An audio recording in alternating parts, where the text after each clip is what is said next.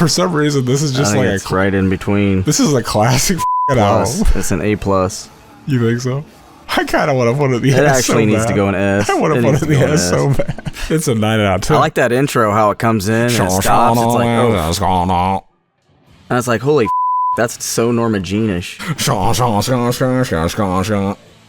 his vocals. It's awesome. His vocals on this album are nothing like the last album. I remember when you told me they were coming out with a new album and you told me the name. I didn't believe you. But then I was like, never mind, it's Heavy Heavy Low Low. Come together right now, all over me. Welcome to another episode of Came Gang. Ooh yeah. Do the Came Gang signs, Mac. Tell them what we're talking about. No, that's what we need to make, an upside down cross with middle fingers. You need to put that on a shirt, Zach. Oh yeah. Tell them what we're doing. Tell them the band. You tell them. We're doing Heavy Heavy Low Low. We're doing Heavy Heavy Low Low. This band was introduced to me by my boy right here, Came Gang co-host Machiavelli. He told me, he was like, you ever hear Heavy Heavy Low Low? I was like, I never heard of that.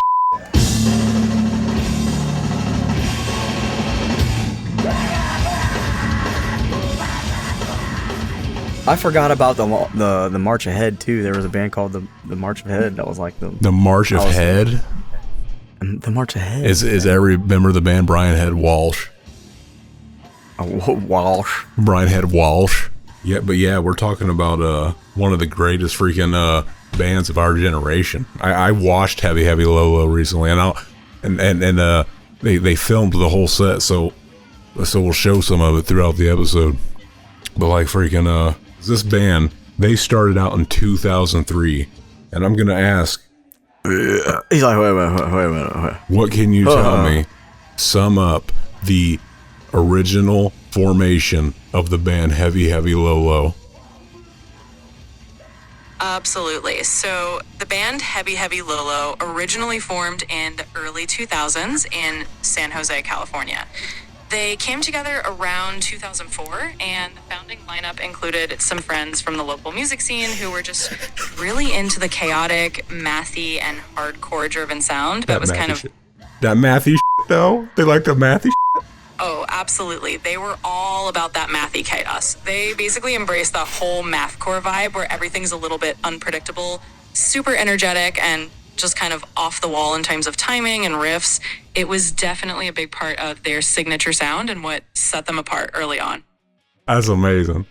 Kids, their first release, the first EP from 2003. What do you think of this, baby? It's not their best. It is not their best. They're not singing their best.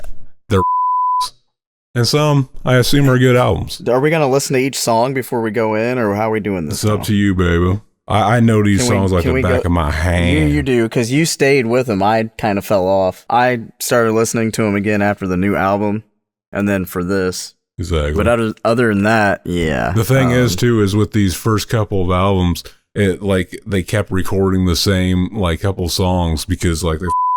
Yeah, it was weird. Like every time another album, it was just the same songs, or like they had different recordings of like all these songs. Basically, on the Kids EP, I think pretty much almost all these songs were re-recorded at some point.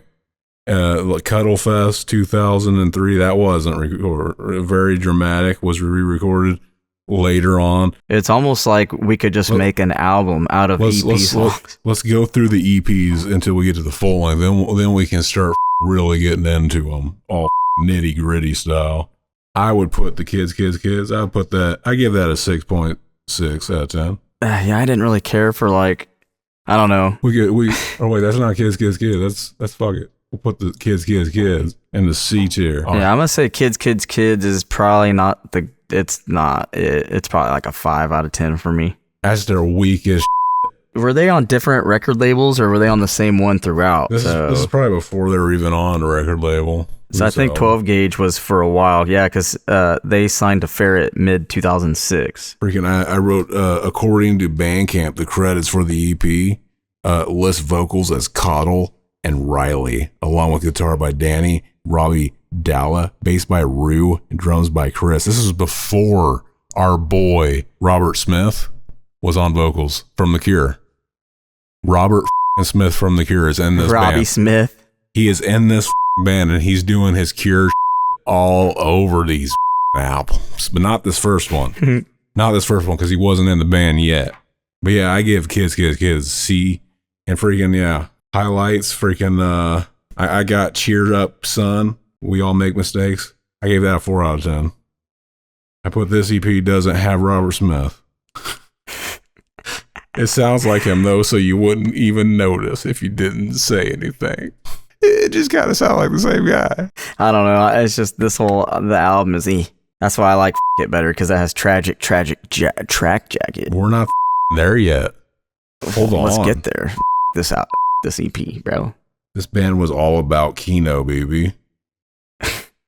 The original track title for track 5 is Are We Art? That was the original title, but now it's Are We Art Guys? And they were basically they always talked about artistic films. They were putting all the Kino references. They were basically A24 before A24. If you know what I mean. Basically, this Are We Art? Though they wore the slur of proud like Jonathan Davis and Korn. I gave it a C tier. 6 out of 10. 6 out of 10. Yeah, this is kind of Kino. This is an 8 out of 10. Fuck it. What? But it's got the same songs on it. You know what I'm saying? Well, I guess not. There's what? I put this in the A. That pizza party. They threw that around, bro. I put this in the A or the S tier, bro. Yeah. This is defining.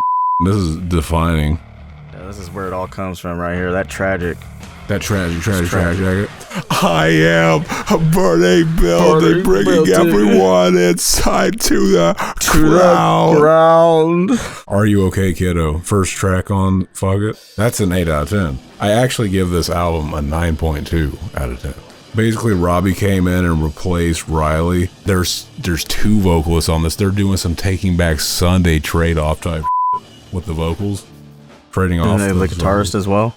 Pizza Party, 9 out of 10. They're describing how art works with the lyrics. I packaged my emotions. It's limited edition on the new clear vinyl. This one's guaranteed to make you weep. I put this is my favorite recording of this track. My heart is your collector's edition. You wanted pain and you're getting it. I woulda came. Tragic. I got 10 out of 10. First heavy low song I ever heard in Max Carr. Tell Shannon her crafts are lady. That's a 10 out of 10. That's the They have to play that song after every show. They have to. It's the band's big anthem. You know what I'm saying? Everyone goes crazy saying together in unison. Hell yeah, that's a 9 out. That's a 9.2 out of 10. A tier. It could go on the A tier or the S tier. What do you think? That's probably since it's the first one for me, it's probably an S rank for me. Hell yeah. Why do you think they did? Why don't you think they used that same song in Courtside? It's almost like they didn't want to take it. They just wanted to stay there and never use it again. Even though it's one of the better songs. Which one? Tragic. They could have done that on Everybody's Watching for the full length. That's what I'm saying. But you'll have to ask them. Exactly. Courtside seats. Courtside seats, baby. To the greatest. And then back to the pizza party. I think they all sound similar. I'm just wondering at this time why they keep re-releasing them. I would put Courtside seats. I gave it a B. What would you give it? I don't know. I'm just tired of let's fill it in. They could have just made another EP. That's basically what this is. Courtside seats to the greatest of all time, 2005, recorded in a studio tucked in the corner of Mountain View Warehouse by local hip-hop producer Deegan Adams. Hip-hop producer. An unusual pairing that fits the band's chaotic vibe. This note surfaced again when 12 Gauge Death Wish did the 2019 first ever vinyl. I got that vinyl on this. Show them. Oh, hell yeah. See, this new artwork, it's very Cure like. That kind of reminds me of Cure type shit. It does. It reminds me of Disintegration type shit. I think I got get 2 recently. Finally. And it's all on one side. The other side is completely blank. Back in the day, people would be like, man, if you find a record that has one side blank, you get that because that's a perfect way to set up the anti-skate on your turntable.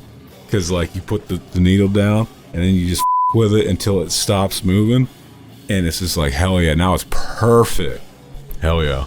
So what do you think? What do you think of core size seeds? It's kind of like not the it's there every time. It's there. Everything is alive. Everything is bleeding. Nothing is dead. Nothing is bleeding. Because it's recorded live. One thing I don't like about this album, I don't like the way the bass sounds on this album. It's not a great sounding album.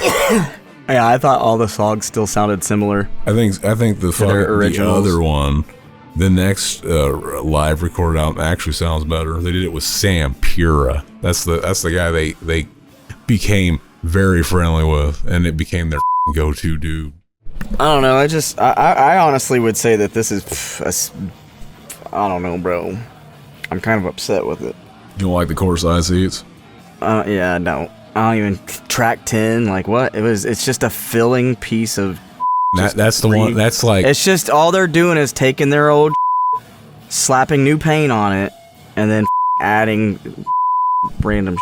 But that's them. It's them. They were trying to figure. They were trying to get a first full length done, and they had. It's almost like they did it themselves. It's like they failed at it a couple times. It's it's kind of like that could have been a hidden track right there, but instead it was just all. What are we talking about? Are we talking about the Duster?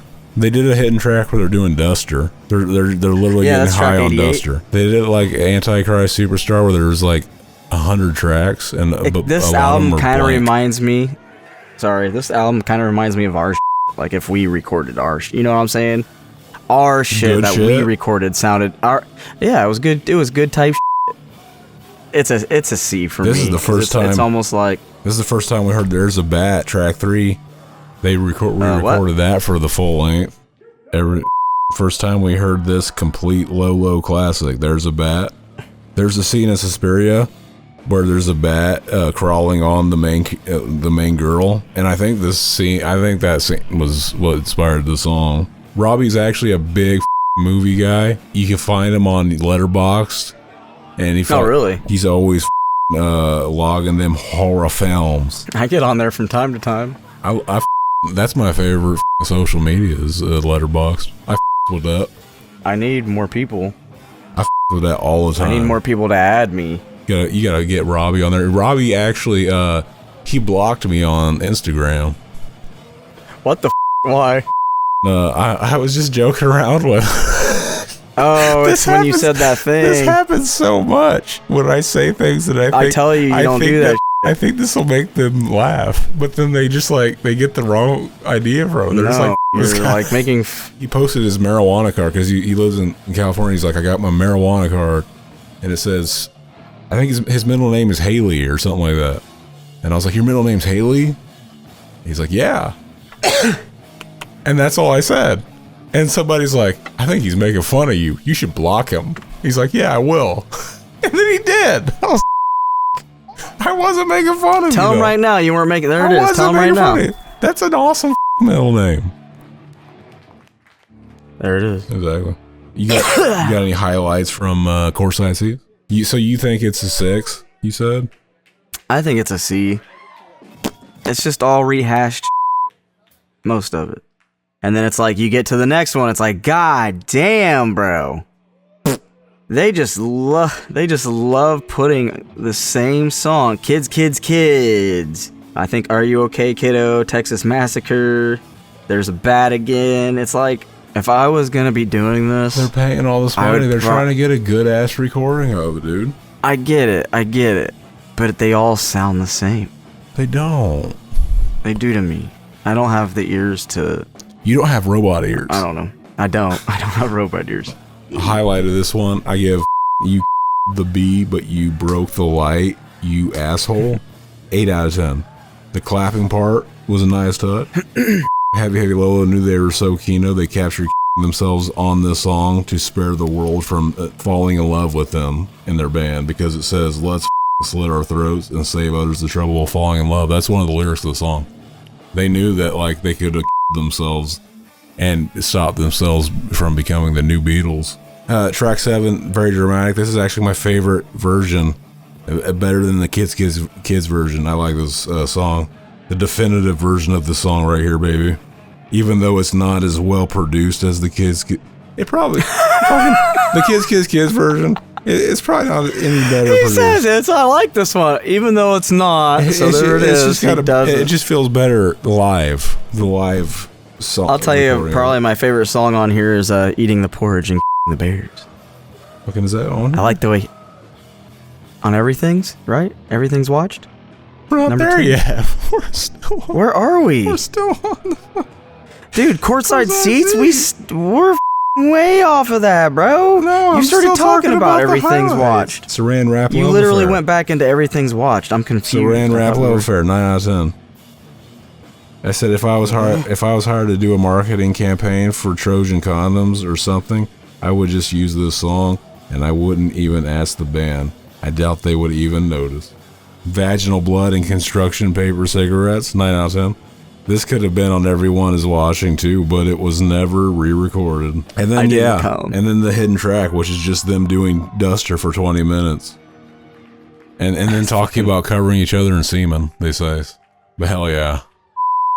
Steak. Hell yeah. Steak, tits, and football. This didn't technically come out until very recently. Basically, it never was released. And it was recorded in between, right before they went in to record Everyone Is Watching, which would become their actual full-length album.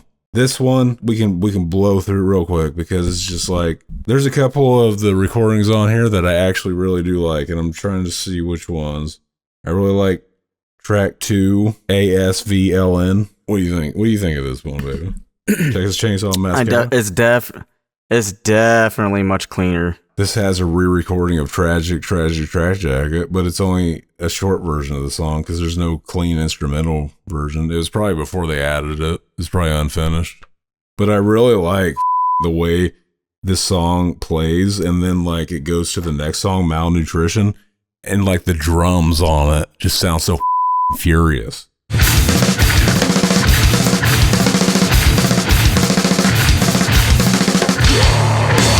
It's just like it's hard to describe. He's hitting them drums like he's beating his cock to submission.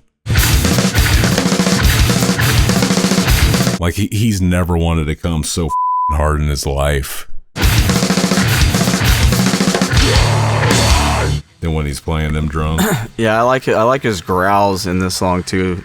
It's just all great. In the Malnutrition. This version slapped. It's a 9 out of 10. I wrote 9 out of 10. I found my heart stop. That's a great part. I like that part. They redid Inhaling Abuse. I gave it a 7 out of 10, and it just doesn't work anymore. You can tell this song was hard to do without the second vocalist. They never re-recorded this ever again. You. I was thinking Guitar Player may have been able to pull off second vocals, but the guitars are pretty busy throughout this song. You ever try to learn how to play the song? It's like it's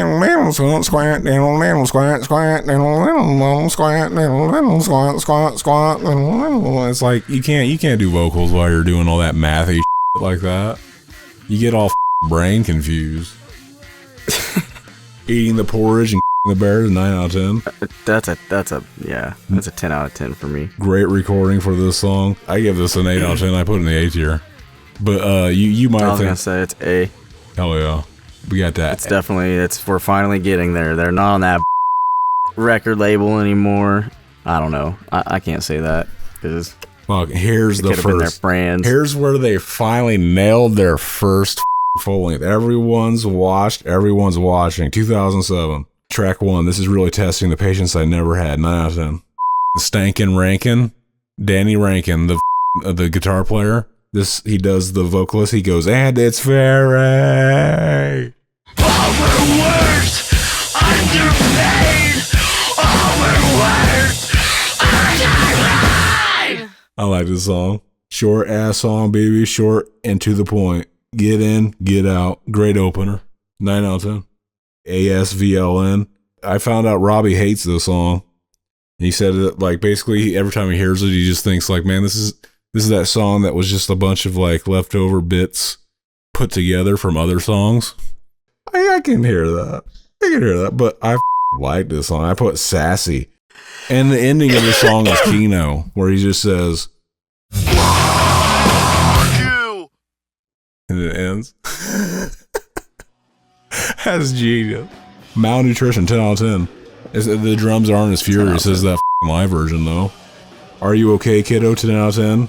The album almost seems like a greatest hits of all the EPs. Just like the one before that. And the one before that. And the one before that. Never again, though. This is really the first album. Nobody knows about the EPs. This is it. Ferret. Nobody knows about They're like, you know what? He's like, listen, baby.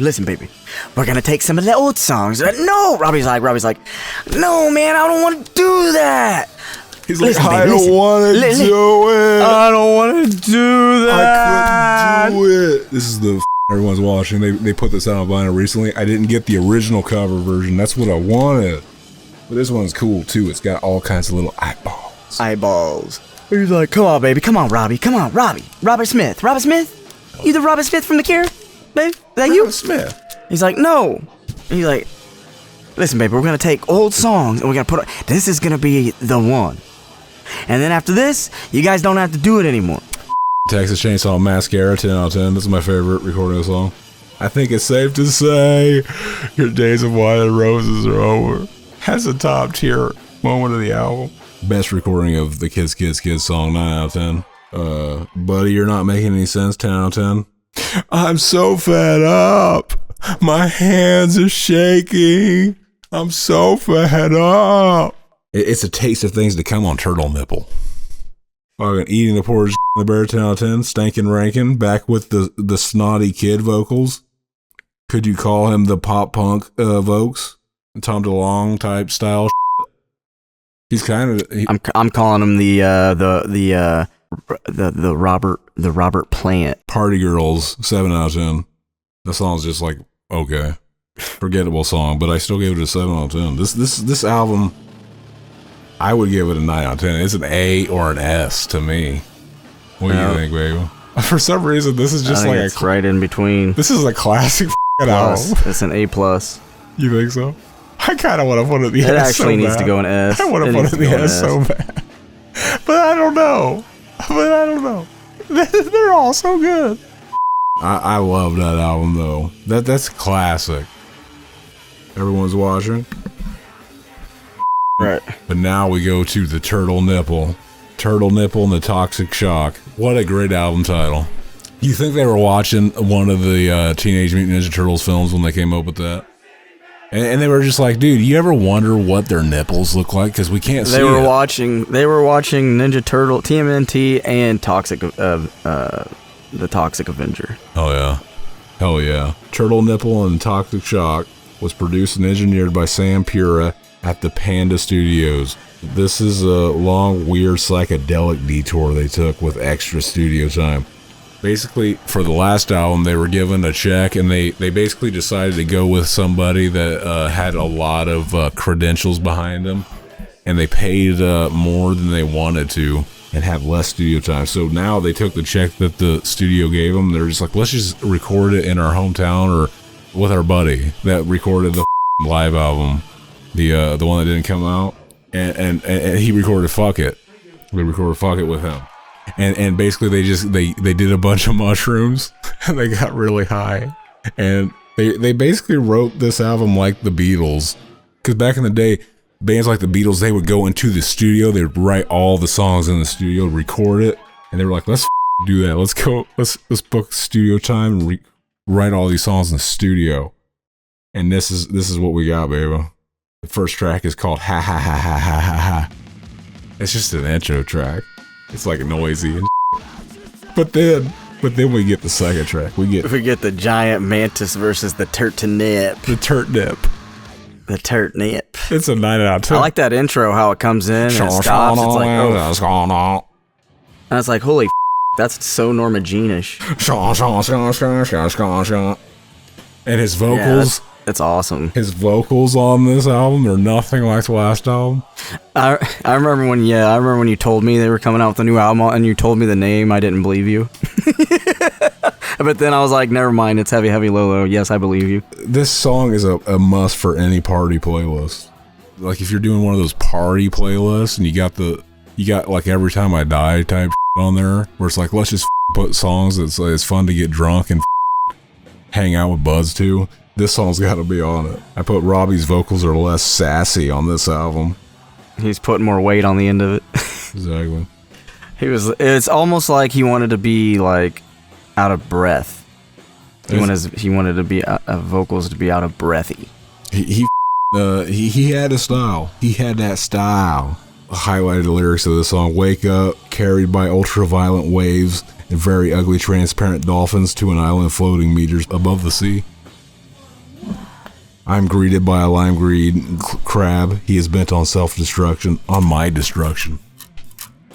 This album is like drugs galore. They got so high when they wrote this song is basically what I'm saying. That's amazing. Mermaids with AIDS dressed like maids. Do you think that their friend got high as well? Fucking, I'd hope so. When he was recording them? I'd hope so. Track 3, How Many Dads Must Eat Themselves? Psychedelic, this song. This song is so psychedelic. Focus! Focus! Yeah. This is the short, noisy shit. This is their first of their Locust-like songs, where it's like, we're just gonna have a song that's like 20 seconds long. I put the guitar parts are really unique and creative on this whole album. I've heard it. I like the guitars on this album. I'll go ahead and show up my favorite. So this album is so fudging fun. It sounds so but awesome. I remember when I downloaded all their and I was like, I listened to this. I listened to the first two tracks of this, and I was like, I think this is the one I'm gonna hate. But this is the newest one at the time. I was like, this is the one I'm gonna hate. But I loved it. I ended up loving this album. Hell yeah. Track 5, HDI Cyborg. Hybrid Cyborg. I love the fun feel and catchy structure of this song. I've heard it called Beach Boys on Acid, and it fits. The guitars of this album don't sound like metal or heavy guitar riffs. They literally have guitar riffs that are just like, well,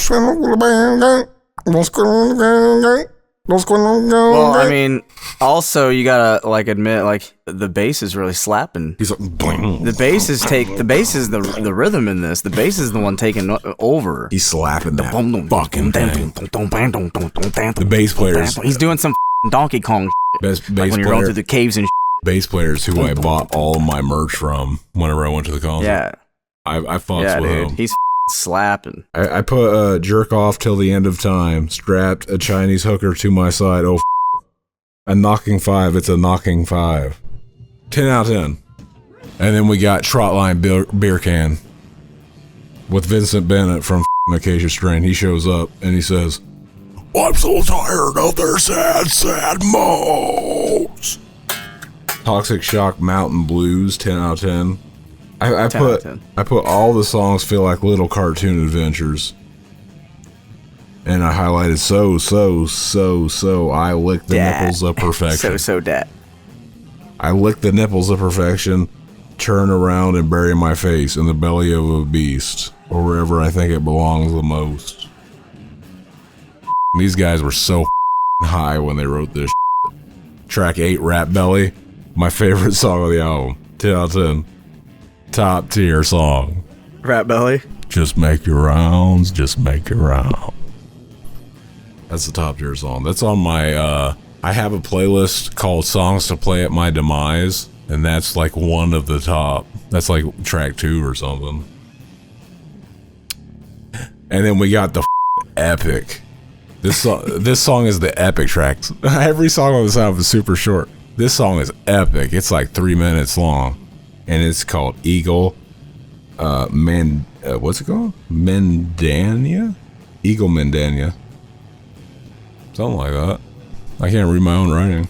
It says, this song makes me think of a Clockwork Orange. I want someone to edit a YouTube unofficial fan video, and it's just a compilation of every Kubrick stare scene from all of his movies, where it like shows Jack Nicholson looking out the window like, that shows the guy from Full Metal Jacket like, and that's just the whole video. There's a dive bomb in this song. There's a dive bomb in this song. He keeps doing it. It's like it's weird. That's a good song. I like it. 8 out of 10. Very repetitive. Repetitive. I chop my head off. We make love for hours and hours. I sew it back on at the neck just to see what you would say. Just to see what you would say. Supernova Ninja Surfers, 10 out of 10. The bass line during the intro be thick and fuzzy as fuck. That's what I'm saying. The bass is always slapping. Comes and comes and comes. Gallons of it. These are some these are some surfy ass riffs. Like playing one of the TMNT Beach games Boys. Where you're jumping from surfboard to surfboard in the sewers. You're dodging all the pizza gremlins. Is this your homework? 10 out of 10. This song seems to be here to feed into the urban legend that Heavy Heavy Lolo took a to the woods and because it says, in the middle of a forest, in the middle of the woods, I took off my pants. She's a chode-bearing slut. I don't know who Jeff's mom is, but they're talking about Jeff's mom in this song. And she's in the woods, and Stankin' Rankin, the guitar player vocalist, with the Tom DeLonge pop punk vocals, he's her in the woods. Who the is Jeff though, and who's his mom? Is she hot? Track 12, Green Jeans, 9 out of 10. I love the intro bass riff and the drums. It's pretty perfect, to be honest. Why don't you build yourself any higher? Temple of Flesh. And then track 13, Wasted, 9 out of 10. And then I put 10 out of 10. I changed my mind. It's a Black Flag cover. This is my favorite recording of this song, and it's not even their song. I like this. I like this recording better than any of the Black Flag versions of the song. Track 14, 8 out of 10. I put Rotten Church Mall Parking Lot. I said if this was on a Tony Hawk game, it'd probably be my favorite song. Oh, yeah. It sounds like it's a Tony Hawk song. Oh yeah, this song has like another feature vocalist, but I don't know who the it is unless it's just someone else in the band. And then track 15, Please That Will Outlive Us All, 10 out of 10. This is the one where he says that he feels sick, and then he says it again, and it's so heavy. When I feel fucking sick, I feel fucking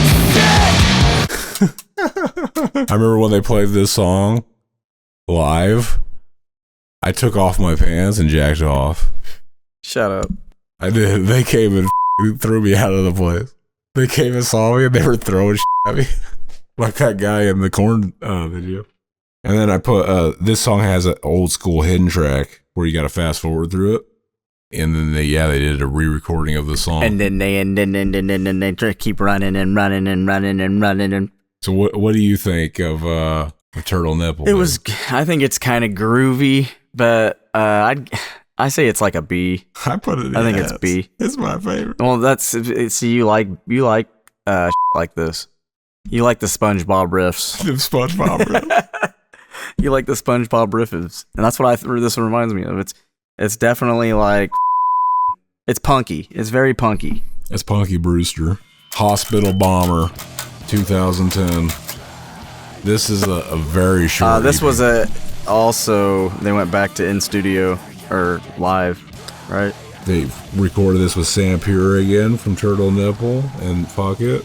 I like this album. I like this album quite a bit, actually. Should we go through it one by one or go ahead and rate it? Because this is a short one. The first track, it's got like a weird, crazy track title that is in a different language. Je suis un solitaire. And this is the second Locust like song where it's like it's only 10 seconds long. And all the lyrics are, I wish I could feel so smitten, feel a joy beyond an audible chuckle. I give that an 8 out of 10 just because just because of those lyrics, I'm just like, I know exactly what he's talking about. It's very angsty. It's very angry and angsty. Customary Impurity, track 2. This is the first song. They got a lot of bass riffage in there. They recorded this song like the Ramones because there's only one guitar player now. The other guitar player left. So now they're recording the guitar in one of your ears, and then in the other ear, it's the bass player. Just like when you watch them live, standing on the side of the stage. I don't know if it works well whenever it's bass in one ear and guitar in the other. I don't know. But I like this. I like this EP. Yeah, it's very angsty. It's very angsty. They kind of pulled away from the nip. They are adults now. I remember when this came out, I thought this kind of sounded like an expansion pack to Turtle Nipple. You think so? Because I don't know. I think this is more. Because it definitely isn't like their older stuff. Like it's not. The riffs are kind of there, but they're not for your vibes you were getting on Turtle Nipple, I think. And then track 3, Meat Hole. That's a great track title. Meat Hole. It's so random, though. Such a random name. He spits fast here, just like our boy Danny Stillman when he was trying to fit all of the lyrics in a short period of time.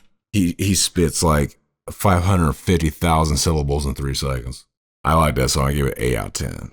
We Incompetent Sperm. That's where he starts spitting like he's Danny Stillman. His screams is really like, ah! They remind me of Chucky. Exactly. I likes me some Hospital Bomber. What would you give Hospital Bomber, baby? Because I would put it in the A or the B tier, to be honest. What you thinking? I'm going to say it's an A.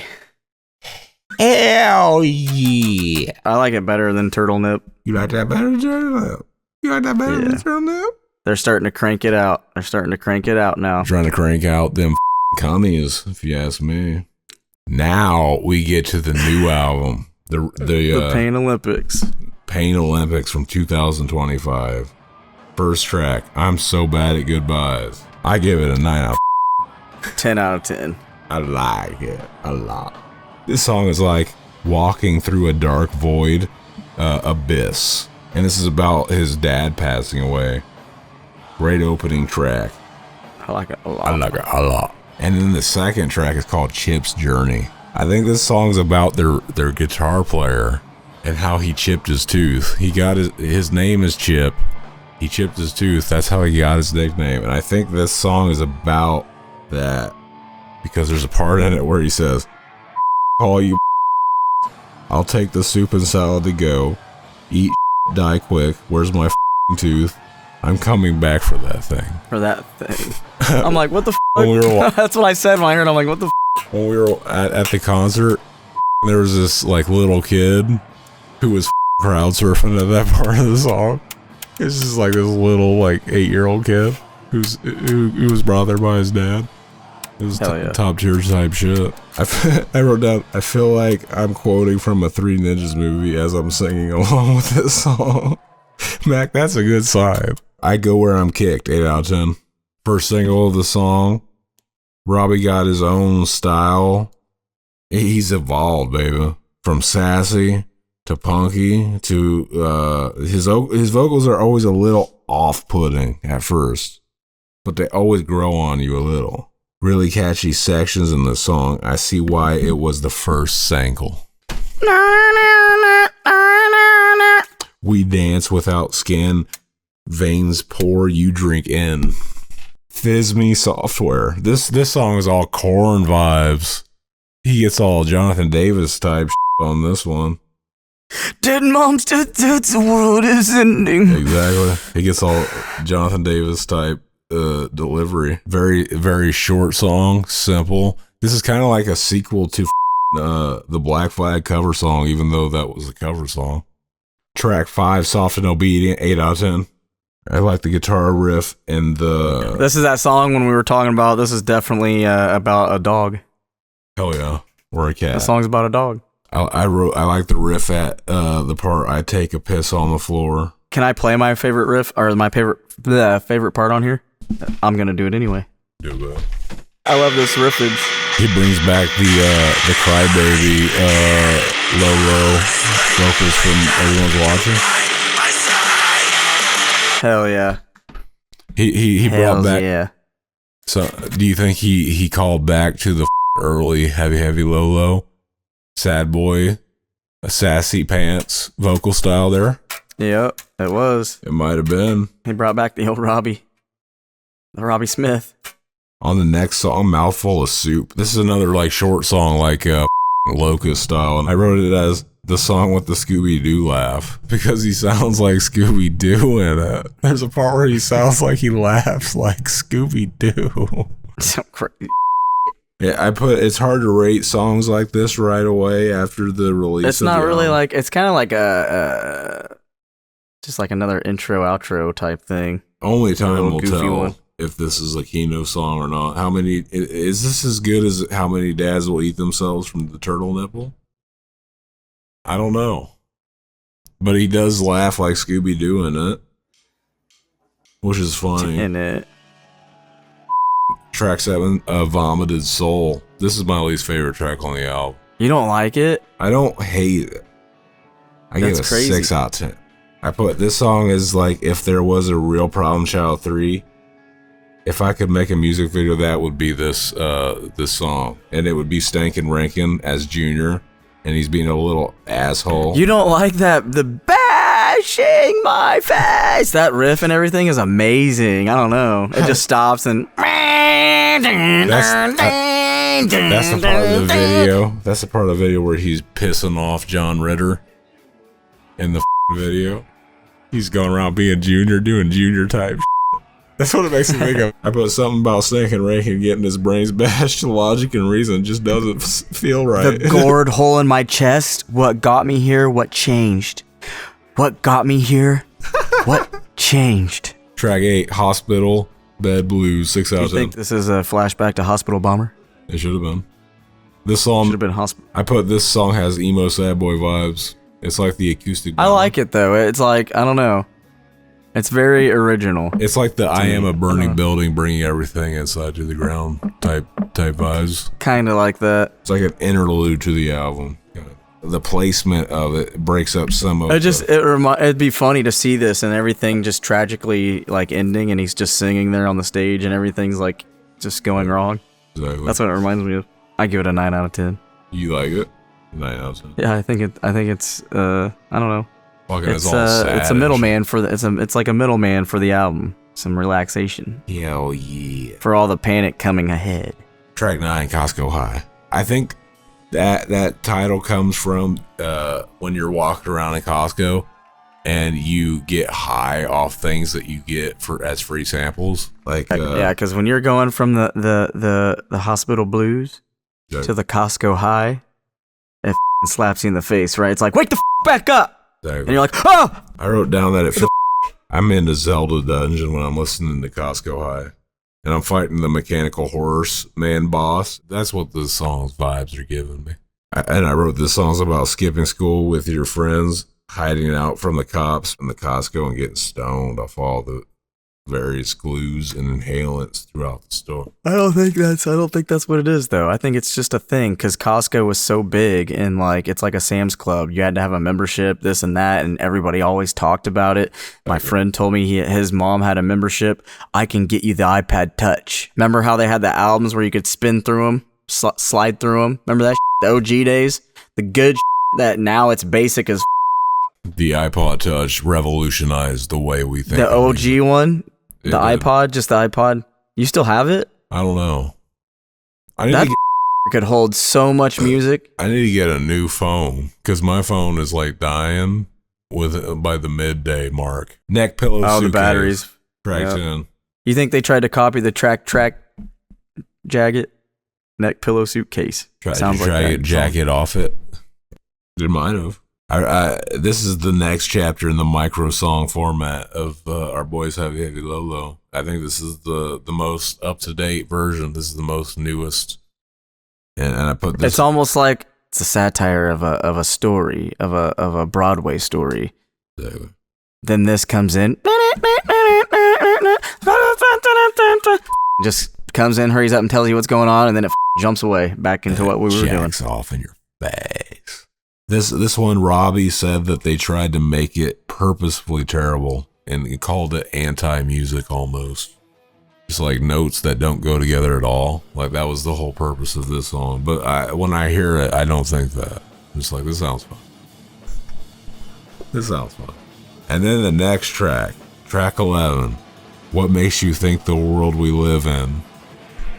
I give this song a 10 out of 10. This song's fun AF. I put this song sounds like they channeled pre-Turtle Nipple Lolo, OG full-length era. Yeah, I think when it that's when it starts getting crazy good. Oh, the terror, the yearning. Double slide. I couldn't do it. I don't remember if they played this live. Am I a ghost? A tortured ending? Another letter not worth sending. I was a joke you didn't get. I was a joke you'll soon forget. Exactly. Zach? See, that's what I wrote written on my tombstone.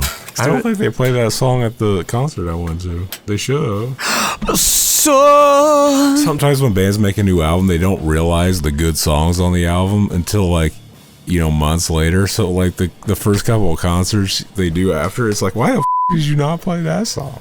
It's like it is weird. Like I had to go through that at a show and we left because like they played like maybe 4 of their good songs and then the rest were like new that like all the new people that got into them like now.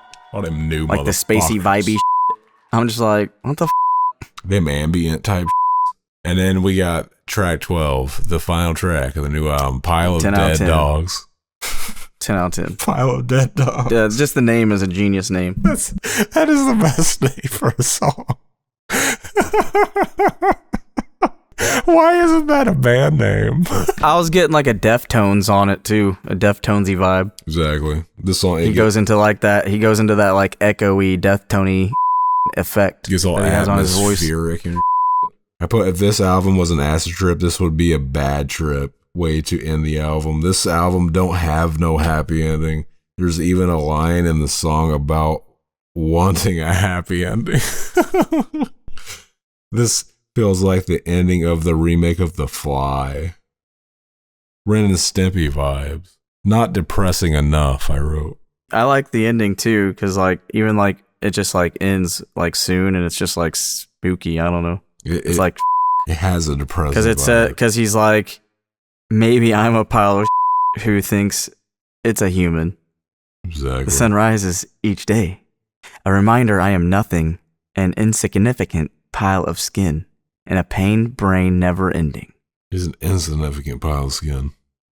He's like the tip of the dick that you cut off of the kid whenever they're born. This throwaway skin.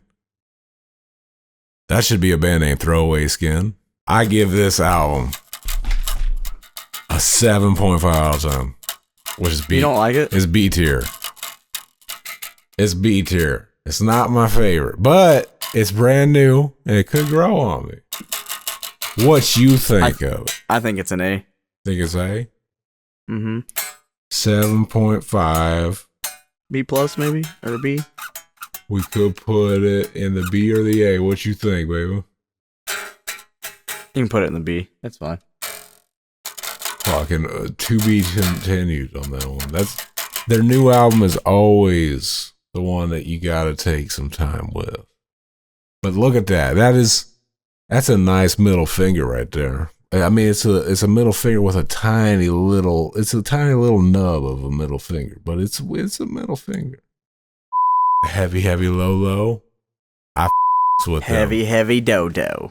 If we can do Came stock, basically like Woodstock, but for the Came gang, and like Wayne stock for Wayne's World 2, we would have heavy low low in there. Hell yeah! What are we gonna do next? What's the next thing? Emir? Did we decide on Emir or mainly? It's up to you, baby. You get to pick the next one. All right, let's do We're Emir. talking about a couple different ones. You gonna do the Emir? Let's do Emir. Let's do Emir. That's my video 2 years ago. One of his favorites. Fought for that. No, I'm never much. I must know now for what's in my revenge. You little. Oh yeah, that was my favorite album by them, and I did. Felony? It was so shitty, but it became the best album. It was my favorite because it was kind of so goofy. It was kind of so goofy. Hell yeah. Very off the wall. That's the off the wall. And then after that, they just started bleeding everything in. I decided that whenever I finally do run for president, I'm gonna this is gonna be my sign. Is the fist. It's gonna be like, yeah. That's gonna be usually what I do. But one time and one time only, I'm gonna do a variant of it, and it'll be the first time I announce that I'm running. And that one time that I will do, only one time, I'm gonna go like this. You can see it. I'm gonna go like this.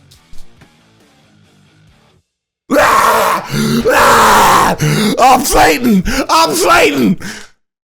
Welcome everybody. Today I'm announcing my, and then I'll just go on like nothing just happened, and I'll never do it again. Thank you for watching. You think the band ever tunes into our episodes? Like, what do these think? What the do they know about me? What do these quers think? What does with his mustache think? That stupid ass mustache. It's not a caterpillar, baby. Exactly. It's not. Emir coming next. Hell yeah. Thank you guys for watching with us. You're a bunch of dumb and I hate you all. I don't. Look at But that nail. It needs clipped. we do have our Halloween spectacular. We got a Halloween episode planned. I already, I want Dolly Dearest for mine. Hell yeah. Can we do the YouTube one? Will it work? I'm talking about the Halloween scumbags, but we can do fucking movies But I mean, like movies. Oh, we yeah. could do 2 movies again. if you want. We'll see. We'll see how I'm running and how many days I have off. Because I normally do that anyway. Lucas told me he just messaged me earlier, and he's in Thailand, baby. He's with the elephants, baby. The elephant got a big dick In that Thailand, baby. in Thailand. He's shooting. He said, in Thailand at the moment, shooting a show, but was thinking about you, so I figured I'd shoot you a text. And then he said, was listening to some Boxcar Racer and having some flashbacks to our 3 a.m. rock out sessions when we were like 10 years old. Oh yeah. I think we were like 13 or 14 maybe, but you know what he means. Oh yeah. Hell yeah. Oh yeah. Shout out to my boy Luke. That's You the man, the baby. CD you stole from Walmart. I love you, baby. Hell yeah. It was Kmart. It came off. Maybe it was Walmart because I don't think it was parental advisory. I think it was censored. Exactly. That's when you steal think I had the music, is censored when it's version. censored. If you can't get the uncensored version, then you steal that shit. Don't support censorship. Ever. All right, baby, I gotta go pee. Do Have a good day. do a big comment, a big pussy. Love you. Well, we all need someone we can came on. And if you want it, well, you can came on me. You just heard it. You just heard it. You just butchered that whole thing, You baby. just heard it.